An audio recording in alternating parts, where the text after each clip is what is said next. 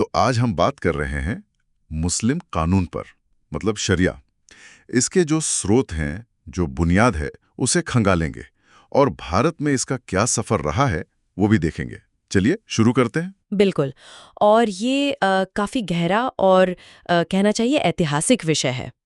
इसे ठीक से समझने के लिए इसके जो मुख्य स्रोत हैं और जो गौण स्रोत हैं, उनमें फ़र्क करना ज़रूरी हो जाता है। हाँ, तो मुख्य स्रोत, इनसे शुरू करते हैं। सबसे पहला तो जाहिर है कुरान। कहते हैं कि ये अल्लाह का सीधा पैगाम है जो पैगंबर मोहम्मद साहब पर नाजिल हुआ। यही तो जड़ है इस्लामी कानून की। बिल्कुल।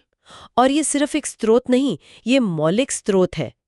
मतलब असल में बाकी सब कुछ इसी से निकला है, इसी पर टिका है। ठीक है, फिर दूसरा स्रोत, वो सुन्नत और हदीस। सुन्नत का मतलब तो शायद रास्ता होता है, पैगंबर के काम, उनकी बातें। एकदम सही। सुन्नत मतलब पैगंबर मोहम्मद सल्लल्लाहु अलैहि वसल्लम का तरीका, उनके काम, उनकी बातें, उनकी दी हुई मिसालें। और हदीस वो इनका लिखित रूप है। और ये करता क्या है कि कुरान की जो बातें हैं उन्हें अमल में कैसे लाया जाए ये समझाता है। अच्छा, तो ये कुरान का एक तरह से प्रैक्टिकल एप्लीकेशन गाइड हो गया। हाँ, कह सकते हैं, बिल्कुल। तीसरा है इज्मा। इसका मतलब है कि किसी खास दौर के जो मुस्लिम कानून के जानकार हैं, न्यायविद हैं, उनकी किसी कानूनी मसले पर आम राय, एक आम सहमति। ये तो इंटरेस्टिंग है। मतलब जहां कुरान और सुन्नत में शायद सीधा जिक्र ना हो, वहां पर विद्वानों की जो सहमति है वो कानून बन जाती है। जी। और ये बहुत जरूरी हो जाता है उन मामलों में जहां सीधा टेक्स्ट नहीं मिलता। इससे कानून को आप कह सकते हैं समय के साथ विकसित होने में मदद मिलती है। ओके, और चौथा? वो कियास। हाँ, कियास यानी तुलनात्मक कटौती, एनालॉजी जिसे कहते हैं। तो जिन मामलों का जिक्र सीधे सीधे कुरान, सुन्नत या इज्मा में नहीं है, उन पर नियम कैसे बनेगा? तो फिर मिलते जुलते एनालॉजिस केसेस के आधार पर तर्क से नियम निकाला जाता है। अच्छा, तो ये मौजूदा उसूलों को नई सिचुएशंस पर अप्लाई करने का एक तरीका हुआ।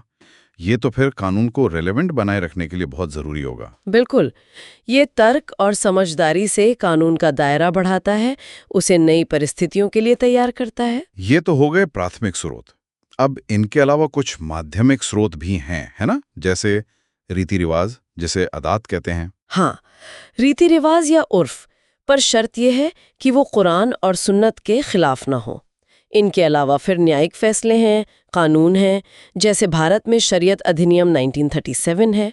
और एक और सिद्धांत है इस्तेहसान का। इस्तेहसान, ये क्या है?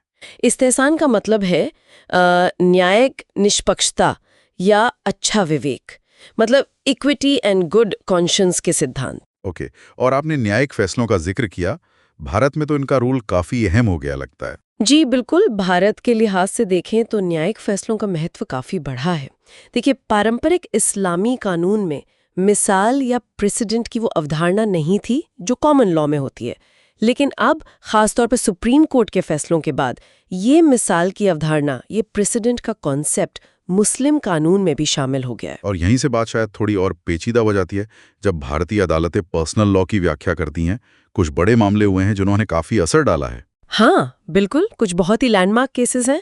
संक्षेप में देखें तो एक तो मोहम्मद अहमद खान बनाम शाहबानो बेगम का मामला 1985 का बहुत मशहूर हुआ था। हाँ, शाहबानो केस, गुजारा भत्ते वाला। वही सुप्रीम कोर्ट ने कहा कि सीआरपीसी की धारा 125 जो गुजारा भत्ते के बारे में है, वो तलाकशुदा मुस्लिम महिलाओं पर भी लागू होती है। इसने पर्सनल लॉ और सेक्युलर कानून के बीच एक बड़ी बहस छेड़ दी थी उस वक्त। और फिर सरकार एक नया कानून लाई थी इसके जवाब में। जी हाँ, मुस्लिम महिला तलाक पर अधिकारों का संरक्षण अधिनियम 1986। और फिर इसी कानून को चुनौती दी गई दानियाल लतीफ़ी बनाम यूनियन ऑफ इंडिया केस में 2001 में। अच्छा, तो उस केस में क्या हुआ? उसमें सुप्रीम कोर्ट ने कानून को तो सही ठहराया, लेकिन उसकी व्याख्या इस तरह से की कि पति को इद्दत की मुद्दत के बाद भी अपनी पूर्व पत्नी के भविष्य के लिए एक उचित और न्यायपूर्ण प्रावधान करना होगा।